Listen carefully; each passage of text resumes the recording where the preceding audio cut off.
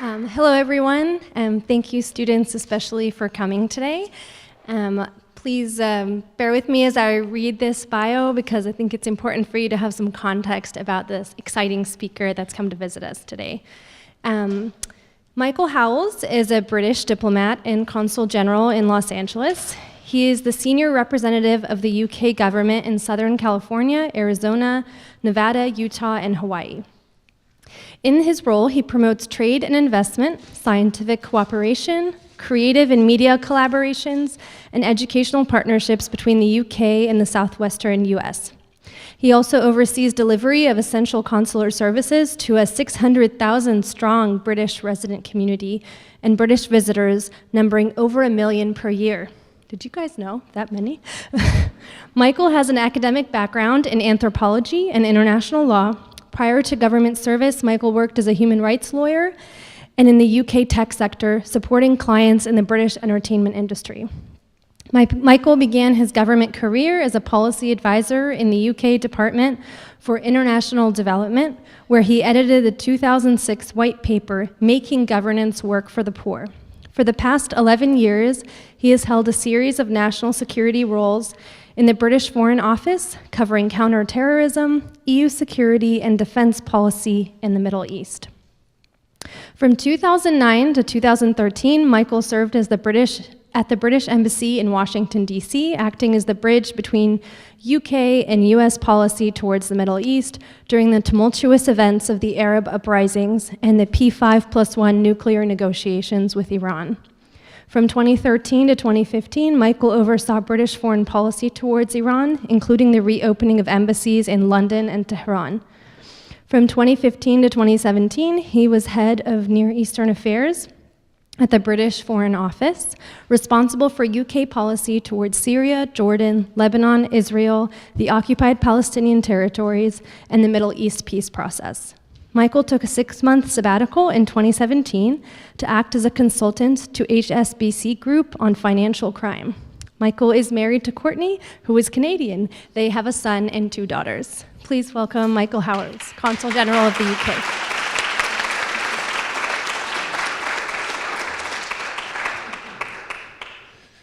That stays there. It's always a kind of cruel joke, I find, when you come up to a lectern with a drink and they've designed it so your drink just sort of slowly slides towards you in the course of a speech, but that's okay. That's there, that's fine.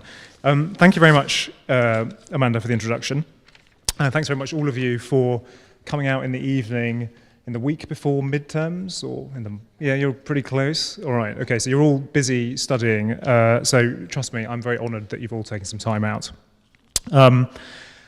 I've heard you're all very interested in lots of things to do with political science, foreign policy, diplomacy, and that you're very good at asking difficult questions. So please do that, and interrupt me if you like while I'm talking, but we'll have plenty of time for discussion afterwards, I hope. I thought I might just talk at you in a fairly messy and unstructured way for about 20 minutes, which is a very authentic diplomatic thing to do because diplomacy is generally messy and unstructured. And I was asked just to tell you a little bit about my background before I kind of get into the policy content, if you like, because I imagine some of you at least might be considering careers perhaps in foreign policy and diplomacy, if not perhaps in government or in political life in some way. And we can talk about that as well as the policy stuff. But I mean, I'll just kind of a few caveats before I get into that. Everything you're about to hear is my opinion. If I am sort of stating to you British government policy, I might flag that to you. But I'm really going to give you some pretty unscripted, frank, personal views on lots of this, from the point of view of an analyst and a practitioner of foreign policy. I'm not going to say anything political. So if I do say something that sounds political, that's probably because I've made a mistake somewhere. So please give me that sort of benefit of the doubt. Feel free to ask me about it. But this is intended to be very much a policy discussion. So a little bit on my background. You've heard quite a bit of it there. But academically, I did lots of different things. And I really didn't know what I wanted to do with my life. And it took me quite a long time to figure it out. Quite a lot of people I've met of your age since I've been out here are very, very worried about what they're going to do and very worried about the career path and making the right decisions. And I totally understand all of that anxiety. I do think, 20 years ago when I was graduating university, it was a simpler world than it is today. So I think you guys face a lot of pressures. I've also always been really impressed by how organised, committed and motivated people like you are about, not just the sort of specifics of your career, but the things you want to accomplish in life and the difference that you want to make. So to put it another way, I deeply admire you all before you've even opened your mouths, and I'm sure you will live up to that.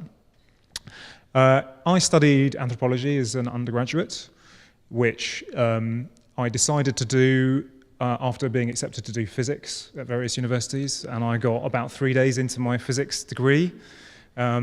I still love physics, by the way. I read about it regularly. But I just, for some reason, in my first week, aged 18, probably not really thinking very properly about these things, decided physics wasn't for me, and so changed my mind in the course of about a lunchtime, I think, flicking through the prospectus at the university I went to, and thought, anthropology, didn't know what that was until I saw it in the prospectus, but that sounds kind of interesting, I'll study that. And sometimes things happen for a reason, but I have to say I found it probably one of the single most valuable things I've ever done, because it gave me a kind of baseline understanding of this, what it is to be human and where we've come from and the various different ways in which we live our lives and construct our culture and run our politics across the world, which has really set me in good stead in everything else I've done since. I've studied quite a lot of political science, a lot of the sorts of things that you guys are doing, I'm sure, looking at the kind of history of democracy and political theory in ancient Greece and all that sort of thing. I studied quite a lot of modern international relations theory. And I am sort of a recovering lawyer. So I did it all backwards though. So I worked as a lawyer without actually having any legal qualifications. I'll explain that later if you like. And I then applied and did a master's degree in international law at Nottingham University, focused on the laws of armed conflict, on human rights, on public policy, along with a lot of people who were actual lawyers at the time. But it was a course where you could sort of do it as an entry point to the academic legal world, if you like, rather than the practical legal world. But then I thought at the end of that, well, I still don't know what I want to do with my life. I may as well turn this sort of fake legal qualification into a real legal qualification. So I did a law degree, which convinced me that I never ever wanted to become a lawyer. Fortunately, it's a lot cheaper to go to school in the UK than it is here, so my bank balance didn't hate me too much after that. But I think all of these things, they sort of told me two things, really. One, everything you do is useful, and all of those things, even in spite of the fact that I'm not an anthropologist and I'm not a lawyer, all of those things have been pretty instrumental in equipping me for my life afterwards, and have helped me make the decisions that I've made subsequently. It's also very useful for arguing with international lawyers on foreign policy, who tend to be quite an opinionated bunch, and they don't like it very much when policy officers argue with them about the law, but that's always been curiously entertaining.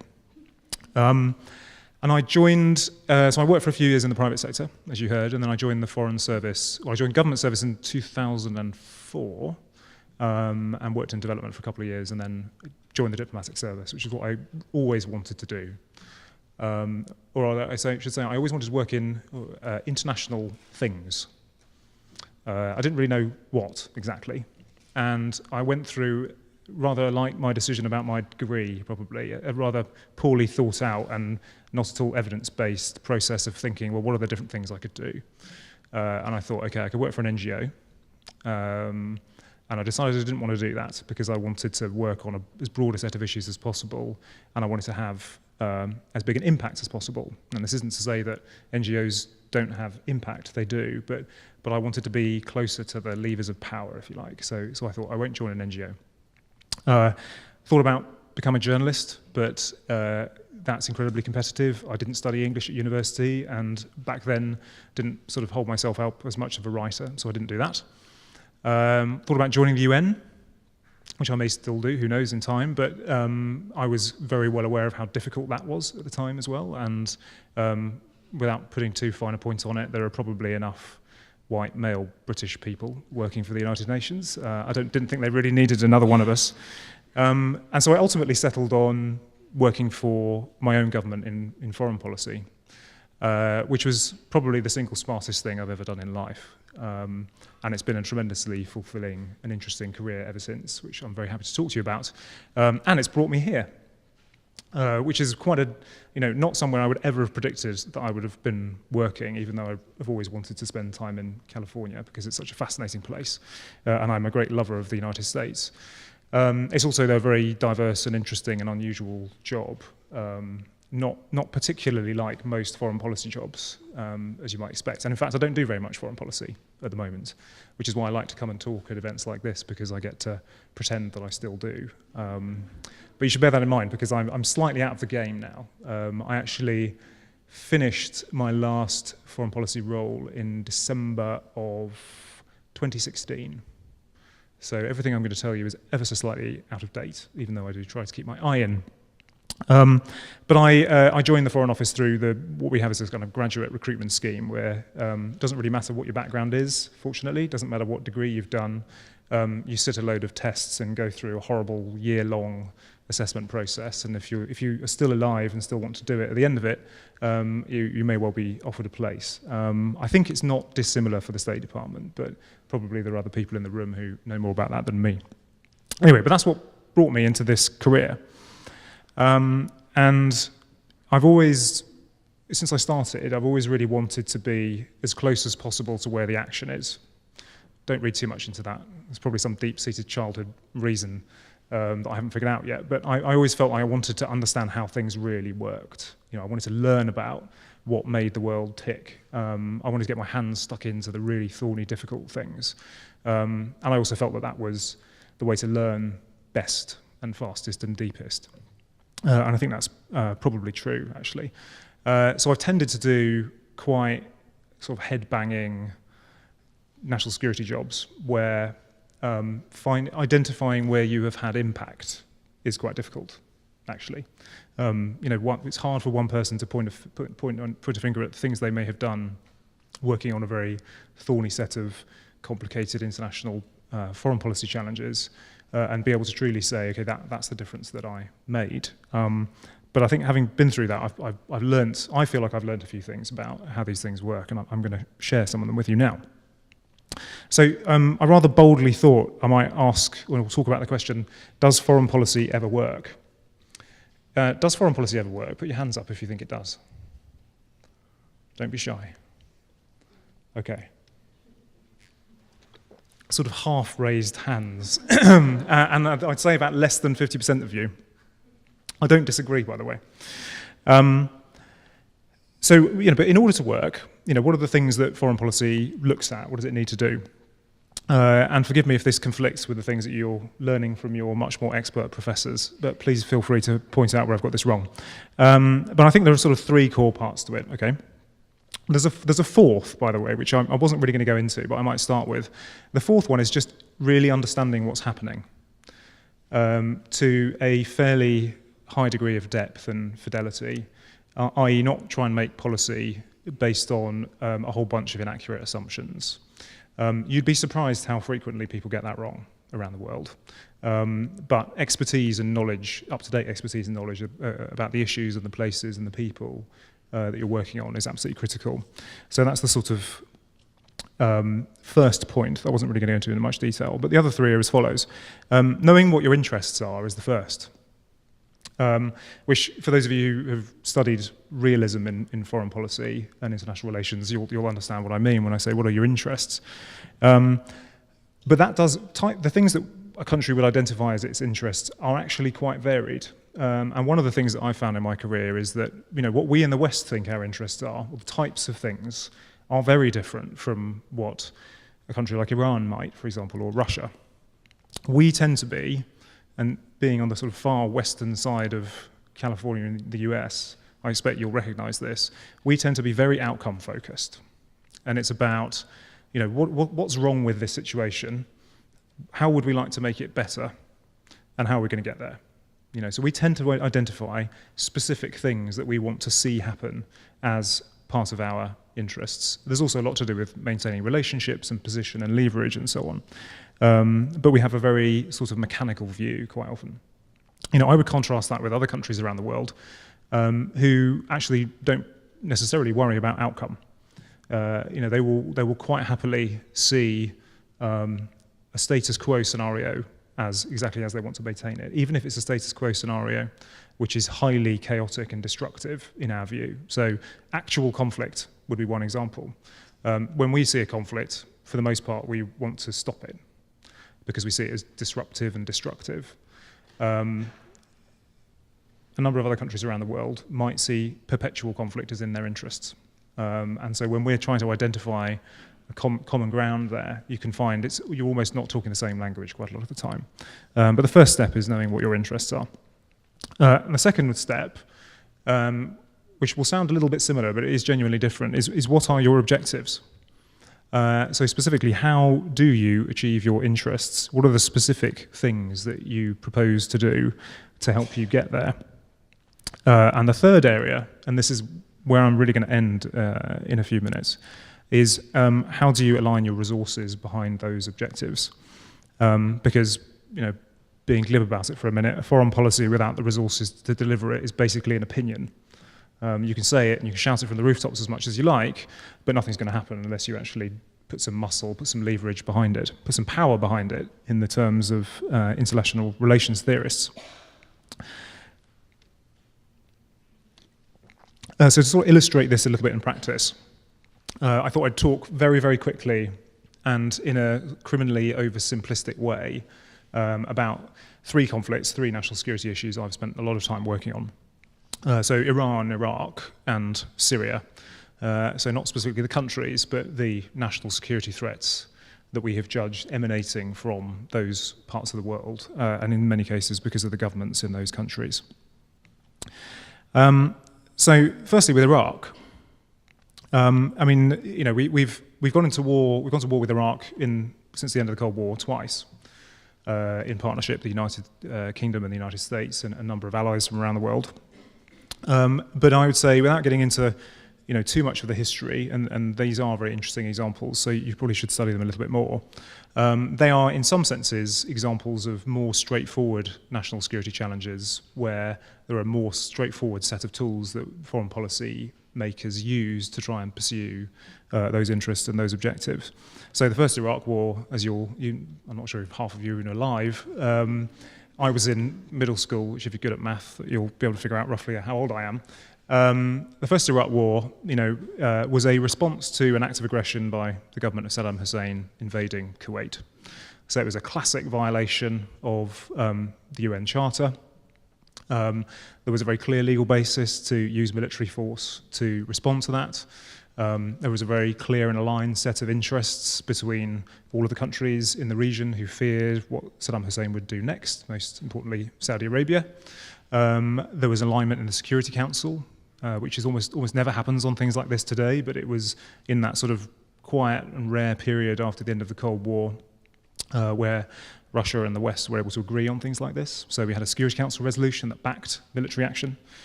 And we could all agree on a pretty clear interest that we had, which was in deterring and pushing Iraqi forces back into the state of Iraq. And that our objectives, in addition to that, should be to deter future aggression by the state.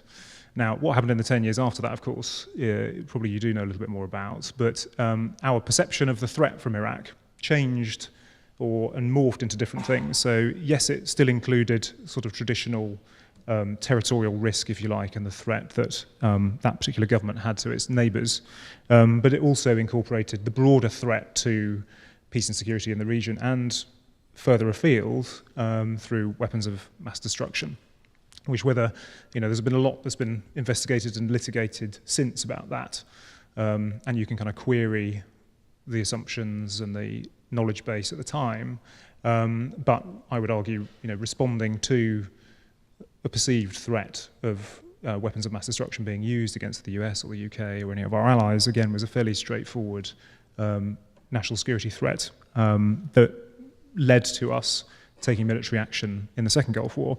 The big difference between the two is George Bush Sr., who was president at the time in the First War, barring some skirmishing around the border, did not really push US troops or Allied troops significantly into Iraq, and did not seek at that point to change the government of Iraq. You'll all remember George W. Bush. His policy was rather different from that. It was a conclusion in the wake of September the 11th that America needed to be more preemptive in dealing with emergent threats, and that clearly Iraq was the nature of a threat that needed to be dealt with on a deeper basis, i.e. deterrence wasn't working and a policy of regime change was put together in Washington. I think that the history is fairly clear on what happened after that. But in terms of the resources, which I said was the third piece, that was, again, a fairly uncomplicated set of national security and foreign policy tools, ranging from classic diplomacy, so discussions in the UN, through use of sanctions and economic pressure, up to direct use of military force when those measures failed. Moving to Iran, and really what I want to get to, by the way, is Syria. And I'm going to make the point to you that with Iraq, ever so slightly less so with Iran, we had a clear and relatively straightforward set of objectives that we pursued and resourced properly. With Syria, I would argue, history shows that has not been the case, but I'll explain what I mean in a minute. With Iran, our interest, again, was relatively straightforward. We felt a threat from Iran's nuclear ambitions, and the interest that we had and that of our allies was to eliminate that threat. Some at the time would have argued that the threat went broader than that. It was about revolutionary Islam and the ability of the Iranian political example, if you like, to sort of destabilize and spread beyond its borders, and that was part of the policy of the government of Iran. There was never really consensus over that, even though many people certainly would agree with it. But what there was consensus amongst the international community about the need to deal with the threat from Iran's nuclear program, i.e., once again, including in the Security Council, we were all able to agree we had a common interest to mitigate that threat. The objective we had was to dismantle Iran's nuclear program so that we would eradicate that threat. And the resources we applied, for most of you I think will be quite familiar because this is still relatively current, were ranging from diplomatic, so again, forming a body of international opinion and alliance in support of addressing the problem, using the United Nations to put pressure on Iran, putting in place a series of economic sanctions over 10 years or more, and the threat of force. The threat of force that if Iran did not comply with the diplomatic will of the international community, that force was an option of last resort to address our common interest in eradicating the threat. That was an important part of the toolkit. But people would disagree over this, probably rightly, but I would argue the threat of force is a diplomatic tool. It is not a military tool, even though there is certainly some overlap there. Now, Syria. Okay, so our interests. As I said, with Iraq, our interest was to eliminate the threat from Saddam's government. With Iran, our interest was to eliminate the threat from the nuclear program. With Syria, well, first of all, we couldn't agree. So the international community continues to be very much at loggerheads over what is happening in Syria.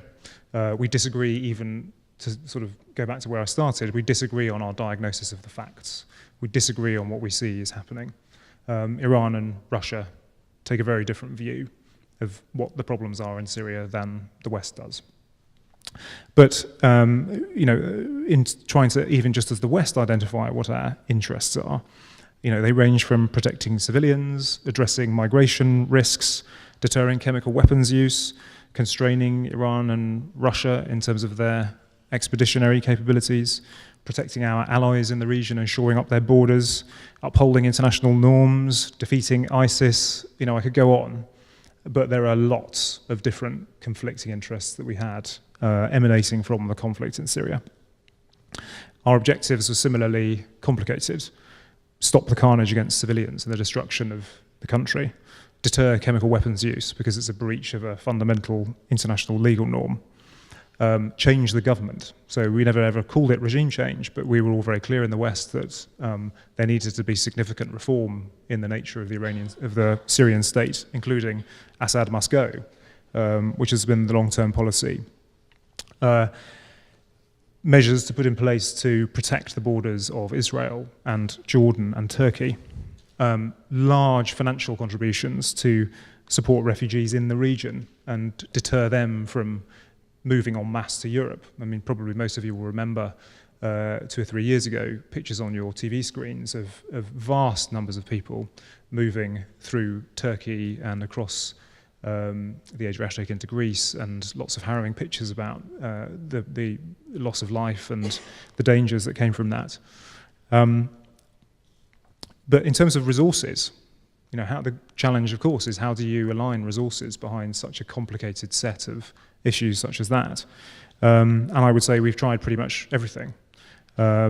Sanctions against the Assad regime, measures in the UN, direct military force in response to use of chemical weapons, direct military force against ISIS in order to degrade their capabilities. But the distinction I would draw between those fairly specific, well-defined national security interests that we identified with regards to Iraq and Iran and Syria is, yes, partly about the complexity, but mainly about the resources that we applied. And I would argue that whilst we addressed some of the specific and most existential national security threats that we felt emanating from Syria, some of those broader objectives, for example, around ending the civil war, changing the government of Syria, we never significantly resourced. And there is a question about whether we even could have, frankly, if we should have. So there are sort of 3 lessons that emerge for me from all of that. And I hope this hasn't been too unstructured and confusing. The first is that the types of objectives you set for yourself really matter. Hard, clearly defined national security objectives are more likely to be achievable because you can define the end state clearly, particularly if they are only achieved through military power and you are prepared to commit military power. You are actually applying pressure to a particular problem, and you can see the results that you're going to have as a result of it. Softer, more transformational objectives are much more difficult to achieve. They're almost always beyond the capability of one country alone, and they require sustained effort over very long periods of time. I think one of the shortcomings of policymakers often is we don't bear that in mind when we state what our policy position is.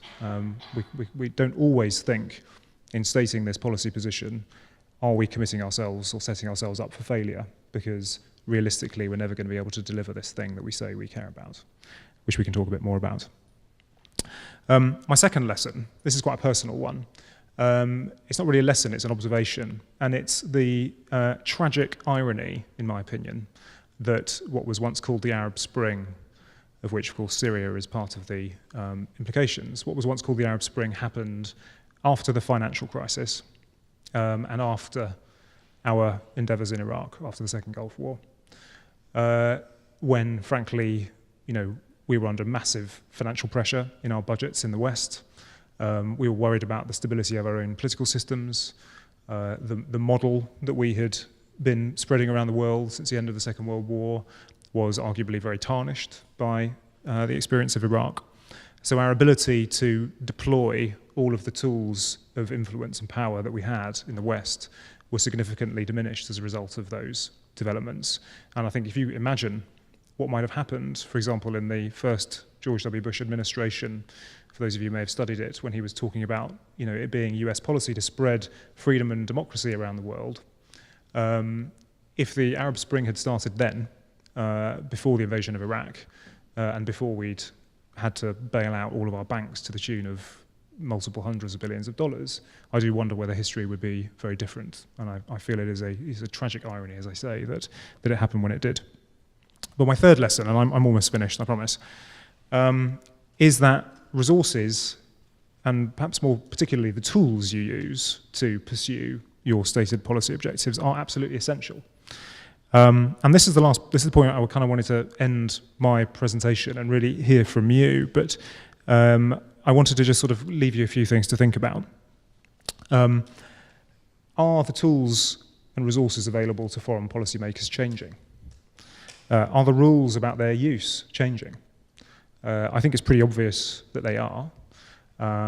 Just to sort of hear and read about the conflict and interplay between countries through use of cyber tools, for example, which has obviously been going on for some time, but has really broken into the public domain in the last 5 or 6 years. That is a new thing, and the rules about the use of cyber tools are still evolving. They are not clearly defined. They are not well based in the sorts of treaties that we drew up over the history of conflict in Europe over the last 150 years. Countries behave in very different ways. Russia has a long history of asymmetric warfare and policy. Any country that has a power disparity with its key rivals has an incentive to do that. So you don't really want to compete with your rival on their terms. You want to compete on your terms. Hence, asymmetric capabilities and approaches. China's peaceful rise strategy, is it going to ultimately be peaceful? I hope it is. I believe Chinese leaders when they say they hope it does. But if you look at the way in which China is charting and resourcing its rise and compare it with what we in the West these days are doing, you see some interesting distinctions. China has a very, very long-term strategy, a length of strategy, if you like, that goes significantly beyond the terms that elected leaders in the West will have when policy can change significantly, as you all know. It is putting the resource behind it. So the Belt and Road Initiative for connecting China across Asia to economies in Central Asia and the Caucasus in Europe is one good example, as is the Infrastructure Development Bank. But finally, and this is my last point, it's worth us all reflecting, I think, on the challenges to the traditional Western model of foreign policy. I mentioned, money is part of it. Do we still have the money in relative terms to pay for and resource peace agreements or transformational development policies around the world? Are we prepared to spend it? Do we have the will to engage in influencing parts of the world which are far away from our borders in the way that we have for the last 50 years? How are we going to accommodate ourselves to our relative decline in power? I say relative specifically. I'm not saying, for example, the United States is declining in power in absolute terms. It clearly isn't. But in relative terms to other rising powers, which are growing very quickly, there is a change in the balance of power there. Of course, the UK, former superpower and global hegemon, we've had a lot of experience of this. And we made a lot of mistakes along the way, but I think we've learned a lot as well. And finally, is our model at home as powerful as it once was? The example of democracy, the success of democracy in enriching us all, in creating the greatest innovations perhaps the world has ever seen. We no longer have a monopoly on that. There are non-democratic countries which are giving us a good run for our money. And we, as we all know, are fighting a lot about our own countries at the moment. A lot of the institutions of democracy are under challenge because of a whole bunch of things which I'm not going to get into because I don't want to be political, but a lot of it is to do with the march of technology. And I think, for your generation, growing up with a much deeper affinity and understanding for how these things work, and about to embark on important decisions in your careers where you will increasingly have the ability to influence these things. People like me look to you, frankly, to come up with a lot of the answers. So I'd be very interested to hear what you think about all of this. The problem always sitting in a room with experts is most of you will point out where I've got things wrong. As I say, I very deliberately have oversimplified things, and I'm very happy to unpack any of that. But over to you, really, for questions. How do you want to do this? We have a roving mic, don't we? Colby's going to pass around the microphone to anyone that has a question. Please raise your hand and hold that up.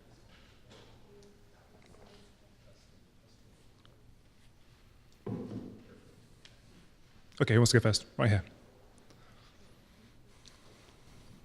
That helps other people here, I think. That helps everyone at the back here. Mm. So thank you. I'm curious to hear your thoughts on state building and whether it works, and then sort of the second part, from your vantage point, if it's not too probing, what the relationship is between a genuine desire to spread democracy and freedom and advance human rights and economic interests, say, in oil or in the Middle East. So first of all, state building, the state building work. It can, but it doesn't always. And I think it really does depend on the context in which you're operating. So state building after a massively divisive civil war, for example, cannot on its own work unless you put in place the kind of peace and reconciliation processes, for example, kind of community building endeavours that can help resolve some of the underlying drivers of the conflict in the first place. I think state building in a more traditional development sense, so helping and assisting countries which relative to the West are underdeveloped, can certainly work and have been seen to very effectively, provided we're willing to make sustained financial contributions and help them with the sort of technical leapfrogging that they can do if we're willing to share our abilities with them and our capabilities with them. I think one of the things you may have heard in the intro, I worked on a white paper in the UK. I don't know if you have white papers in the US government, but essentially statements of government policy. They might lead to legislation, they might not. But this was very much about how to get political reform right. So in countries around the world that want to develop, it's not just about pouring money into their treasuries or helping them develop good education programs or rights programs, although those are important. You have to help them become effective, accountable governance structures as well. So state building can work, but it is a long-term transformational process of the sort that requires commitment and resources in the long run. Your second question was about the sort of conflict between realpolitik and human rights. Is that at the heart of it? Well, yeah, you worked on the end of the government, so do you feel that interests are really pure when we're saying we want to advance democracy and promote human rights, or do you see some ulterior motives there? Oh, that's a really interesting question. So I can only speak to my experience, obviously, and to what I see and know of the way the British government operates. But I wouldn't be doing what I do if I felt that it was immoral, or if I felt that those issues which I care about deeply, and most people, in fact all people I've ever worked with, care about deeply, if those were not a significant component of the reasons why we do anything. I think what we're quite good at is having a clear understanding of why these things matter, not just because they matter in a kind of moral sense, but because they are part and parcel of a broader set of objectives. So, it's not hard to make the case that protection of human rights is good for peace and security, for example. It's not hard to make the case that protection of human rights is good for economic development. So I think these things all do actually mutually reinforce in a way, particularly if you're a country that sees its interests as not being just about its own internal cohesion and the sort of strict defence of its territorial integrity and its interests and so on, then you tend to see a broader set of objectives and interests that you may have globally. And a country like the UK, with our history and our geography, we have a lot of privileges and a lot of opportunities there, which many other countries don't have. So in some senses, it's a sort of luxury that we've got, but it is genuinely a heartfelt part of what we do. Yeah. Thanks. Who's next? Sir, I was told you all like to ask probing questions, and I'm not leaving, and nor are you until you do. First of all, thank you very much for coming and giving us a very interesting presentation. Thank you. We really appreciate it. When you asked the question, does foreign policy work, I thought immediately of the Marshall Plan, the United States granting aid to both victors as well as the vanquished countries after World War II. And I would be interested in your assessment of that. And then secondly, if you would describe the British government's response to that in establishing the Marshall Scholar programs that some of our students might be interested in. Okay, very good. Have you heard of the Marshall Scholarship Program? Any of you? Yeah, some of you are nodding. Okay, I'll tell you a bit more about it.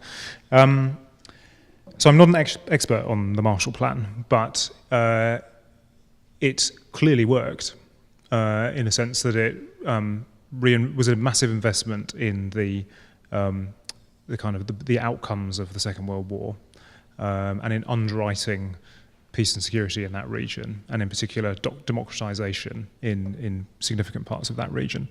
And I anticipated some of you might ask me about that, which is why I gave the example of how we basically didn't have a Marshall Plan for the Middle East after the Arab Spring, which many in my government actually were calling for at the time. I think there's also,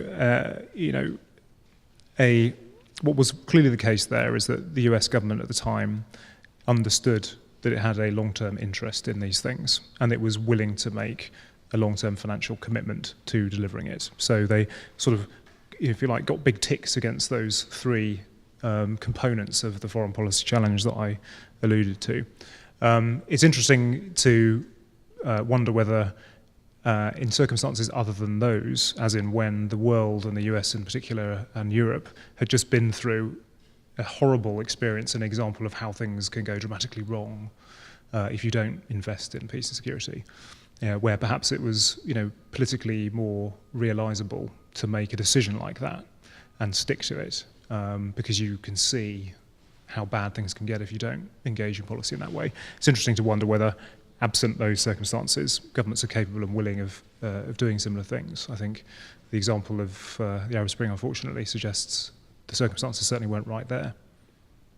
And forgive me, I've forgotten your second question. It was, Marshall Scholarships. Yeah. So the Marshall Scholarships are named in honour of George Marshall and run and administered by the UK Foreign Ministry. I get to award about half a dozen a year. It's probably the most rewarding thing I get to do. I think you guys would describe it as a full ride. So it covers your travel, it covers your fees, it covers your accommodation. I think it provides funding for food and other essential things. You are, unfortunately, not any of you are ready for this yet anyway, but application window has just closed for this year, for example. So I and my team are going to spend the next few weeks sifting and then interviewing candidates. But so as distinct from the Rhodes Scholarship, for example, the Marshall Scholarship allows you to go to any university you like in the UK and to study anything you like in a postgrad sense. But what we're looking for is the leaders of tomorrow, the people who are going to do something significant and meaningful with their lives. So we're looking at not just brilliant students, because there are a lot of brilliant students. We're looking for people who have ideas about what they want to do and can talk and show what sort of a person they are and how and why they're going to do those things. And the final thing I would say is it's not just for people who have had every advantage in life and gone to the most elite schools. Of course, we get lots of amazing people who are very worthy applying from those backgrounds, but it's also for people who can show that they have achieved great things from more humble beginnings. You don't necessarily have to go on to one of the most elite universities in the state, for example, to do it. So take a look at it. And the reason why I love it is because it's great to meet so many inspiring young people who have got ideas and ideals that they want to pursue. But it's also great because it's an investment in the relationship between our two countries for the long run. And there are some, if you just Google Marshall alums and see what they're up to these days, up to and including, many esteemed members of the cabinet or Supreme Court justices, pillars of industry, you name it. I'm sure you'll be quite startled about who has been through that process before you. Thanks. Who else? Please.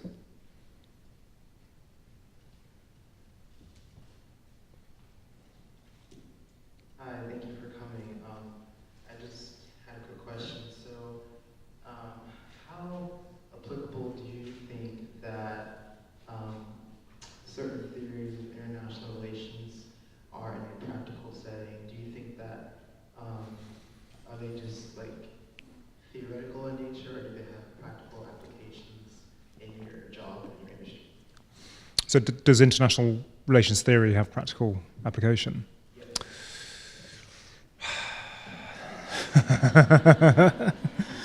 Close your ears, Amanda. No, not really. But I should unpack that a bit. So that's not to say never. Sometimes it does. And I think a lot can be learned. I would tend to look more at kind of things like game theory and, psychology anthropology, sociology, quite often for me personally, and as I said at the beginning, these are all my personal views, I find they quite often are more illuminating about why people do the things they do. The problem I find with a lot of international relations theory is it's a bit too macro in scale. And diplomacy and policy of all kinds is ultimately the decision of individuals.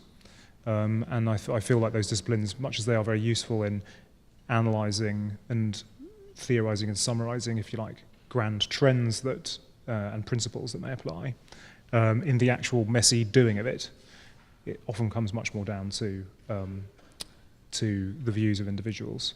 That's not to say, though, that people don't. I mean, the sort of spectrum between realism and idealism, that exists, and some countries are ultra realist for sure, but that manifests itself in many ways which inform the policy process for sure. Thanks.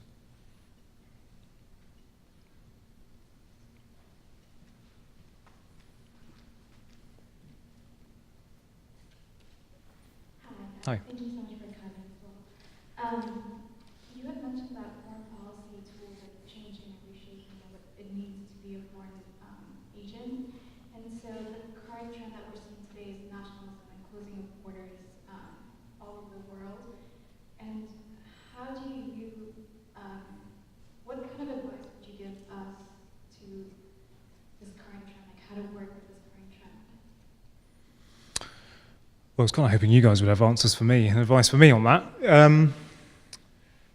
I think probably you all know better than me why these things are happening. And essentially what it is, without wishing to oversimplify too much, it's a reaction to globalization and to some of the downsides of globalization. And there are downsides to globalization. I personally think globalization has been a tremendous force for good, but one must not be too zealous about these things. Almost every trend, every change, every piece of progress in human history has consequences, and not all of them are positive consequences. And I think what we're realizing at the moment is we have seen, particularly in the US and the UK, but across Europe and across Western democracies on the whole, really, we have seen a set of political outcomes and manifestations of concerns and worry and inequity that has come about as a result of globalization. And personally, I think, if you take a step back, that's actually healthy. We are democracies. We're supposed to be responsive to the feelings and the needs and the concerns and the interests of our population. And for me, the big takeaway from the last couple of years has been, there's been large percentages of our populations who have now found a political voice in a way that perhaps they haven't before. Now, you can argue about the rights and wrongs of that and whether or not, decisions and opinions were based on full understanding of how these complex things play out. So that's not really the point. The point is that, those are genuine expressions of frustration and concern. And we need to find ways to mitigate that, to address those legitimate concerns, but without, I think, losing faith in or focus on the importance of the trend that we have been on. Just look at in the tech sector, for example, as you will all know, I would say social media has been an amazing transformational power for good in terms of civil rights. However, it has lots of negative downsides, which you all know about. Growth in cyberbullying is one. Worries and fixations that we all might have on how we come across on our social media is another, and the anxiety that comes from that. So there's often, ups and downs to these things. But I think, that's what our governments are for, right? In democracies, we want the governments and the people within them to understand these things and come up with solutions. Where I personally feel there needs to be quite a lot of progress made is in generating ideas from the population at large, from people like you. And as I said earlier, I'm kind of looking to all of you to come up with some solutions to some of these problems. Please. Thank you for coming. I have a question about your evaluation on the Iran nuclear agreement. Just your thoughts on that. Yeah. Thank you for asking. So I spent quite a lot of time working on this, so I have sort of personal vested interest in it. My view on it is pretty clear, actually, that it was never a perfect agreement. I said earlier, there rarely is ever a perfect agreement. And frankly, there isn't. It was a compromise reached between lots of different countries who had differing interests, but it was a diplomatic agreement that, prevented us from having to go to war. It achieved its very specific objectives, which were around eliminating the threat that we identified from Iran's nuclear program. Now, I don't mean eliminating it forever, necessarily, and you can certainly make the case that because there is still a nuclear program, there must still be some threat, and I wouldn't necessarily dispute that. What it does, though, is significantly reduces the threat. If you've studied it, you'll know the kind of figures on reductions in stockpile levels of fissile material, for example, the raw materials necessary for a bomb. It's made verified and tangible benefits and progress on all of those issues. What it never did, though, was address many of the other national security challenges and disagreements we have with Iran. It doesn't pressure Iran or force Iran to agree to recognize the state of Israel, for example. It doesn't address Iran's support for terrorism around the Middle East and more broadly. It doesn't address Iran's activities in Syria, but it was never intended to. So I think my government very much still supports the agreement. We still think it is delivering what it was intended to deliver, but we don't disagree with the US government currently on all of the other problems and challenges we face. Our preference, though, would simply be to pursue those through other means, but to retain the integrity of the nuclear agreement because we think it's still valuable. Thanks. I think it was here first, I think, and then over here. Hi, thank you again for coming to speak with us. Pleasure. I was wondering if you could I'm really curious about how you've navigated the reopening of the embassies in Tehran and London, and then to what extent formal diplomatic relations make an impact from them. Great question. So we never completely severed ties. And for those of you who don't know, this we closed our embassy in Tehran and pulled all our stuff out and expelled all of Iran's diplomats from its embassy in London in response to a critical breach of the security integrity of our embassy. There was a mob came over the wall, vandalised the place, set fire to buildings while people were still in them, reminiscent of what happened to your own embassy in the late 70s. And the Iranian government, had failed in its duty under the Vienna Convention to protect the safety of diplomats. But we didn't want to completely sever our ability to talk to each other. We retained the ability to engage with each other in international fora. So, for example, in the margins of General Assembly meetings in the UN or in third countries. And that's because, at the end of the day, you must always talk to people, even if you vigorously disagree with them. And Iran is a country I deeply admire. It is a very sophisticated place, and Iranians really value diplomacy, and they're extremely good at it. They have a very talented group of diplomats, and so it was always the case that we wanted to continue to talk. But diplomacy is about more than just diplomats talking in hotels in Vienna. It's also about people's ability to know each other and to trade with each other and to travel to one another's countries. So we always knew we wanted to find a way, if we could, to get back to that situation where we could open embassies again. But obviously that required a lot of assurances on safety and security. And it was really only made possible by political change in Iran at the time with the election of Rouhani and the new foreign minister, Javad Zarif, who were also committed to this and willing to really engage in good faith discussions about it. I think you were next, and then over here perhaps.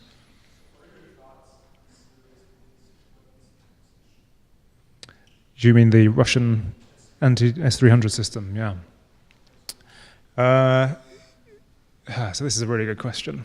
So my personal diagnosis of what's been going on in Syria is it is a it's an expeditionary military campaign by Russia. It is certainly Syria is Vladimir Putin would define Syria as within, I think, Russia's zone of influence. It's always had military bases there, or for a very long time. It's maintained a long-term military and security relationship. But my sort of analyst's diagnosis of why Russia has intervened in the way it has in Syria is about more than just Syria. So yes, it's about shoring up the Assad regime and ensuring that the Assad regime is dependent on Russia, so Russian influence is maintained. Yes, yeah, historical military ties in particular. It's also about, frankly, competition with Iran. Russia and Iran are quite good in public of pretending that they're aligned and allied over Syria, but in truth they are actually competitors as well, so I think there's an element of competition there. But the real kicker, and this is where the S-300 comes in, is it's about an expanded Russian military presence in the Eastern Mediterranean. And so the S-300, for those of you who don't know, is a very advanced anti-air defense system, or air defense system rather, and it has the ability to deter military activity by other powers in the region for many hundreds of miles in a radius around those sites. So, it affects, for example, the British military base in Cyprus, it affects Israel, it affects lots of our naval operations in the Mediterranean. So, it's also about Russia sort of making very clear that, this is its zone of influence and it's there for the long haul. Please.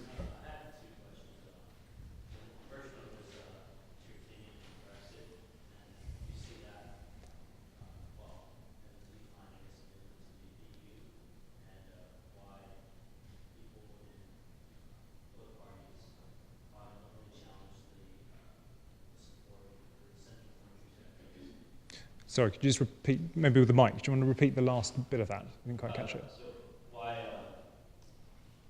guess, different parties don't really challenge the support of sending more troops to Afghanistan? So what's going on with Brexit, and then why don't we want to send more troops to Afghanistan? Okay. Brexit is a complicated process. There are decades of integration between the UK and the EU that need to be undone in a sustainable and sort of non-violent way, if you know what I mean, non-disruptive way, I should say. So that's always going to be a complex process. It also runs counter to the sort of perennial direction of travel of the EU and in some ways, the kind of founding ideology of the EU, which is about ever greater union between the member states. So for a member state to leave is extremely disruptive to the European project. But equally, it's, when you get right down to it, our view is that it is absolutely doable. Of course it is, and it is the legitimate democratic right of the UK to do so. No country in Europe denies that. But we're in a complicated negotiation about the best way to decouple ourselves. And all kinds of different interests play into that. The remaining 27 member states of the EU have lots of different opinions about how it should work. The Commission, which is kind of the civil service, if you like, of the EU, has its own views on how these things should work. And some of the compromises that are necessary may well be compromises that haven't been struck before. So it's a complicated process, but at the end of the day, we're confident it will happen in a sensible and logical way because all of the interests on both sides make very clear that it should. The nature of the trading relationship, the extent to which our supply chains are integrated, the significance of the UK as part of the European security infrastructure as well as the economic area are all things which ultimately sort of underwrite our judgment that this will all be fine in the end, even though the truth with any difficult negotiation is always slightly chaotic and quite often quite antagonistic. And so nothing about the current process suggests anything other to me than this is a serious negotiation about important issues. And we're very confident we'll get to the right place in the end. On Afghanistan, I confess to really not being an expert on Afghanistan. It's been a long time since I worked on it. But it has been a long and difficult national security challenge. But I don't know quite what our latest position is on troop deployments, but I know we are committed to the long-term success of stability in the project in Afghanistan. But I'm afraid I can't comment more than that. Sure. This will actually be our last question. Okay. As you mentioned in your speech that China has very great needs of long-term strategy in the last part, do you think the country's societal system is a major reason for this? And do you think democracy system will work better in China? That's a huge question. What do you think? What do I think? Yeah, what do you think?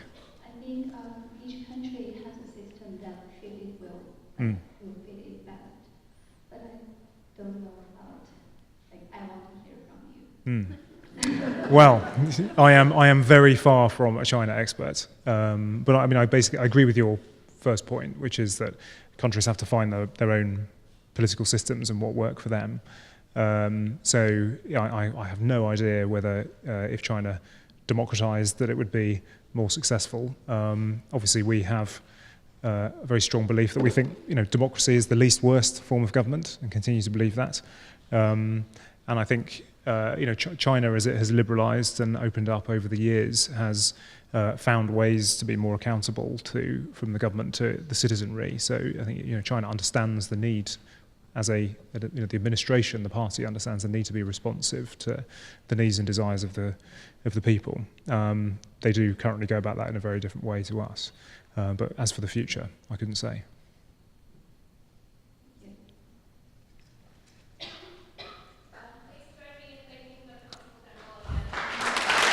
Thanks very much.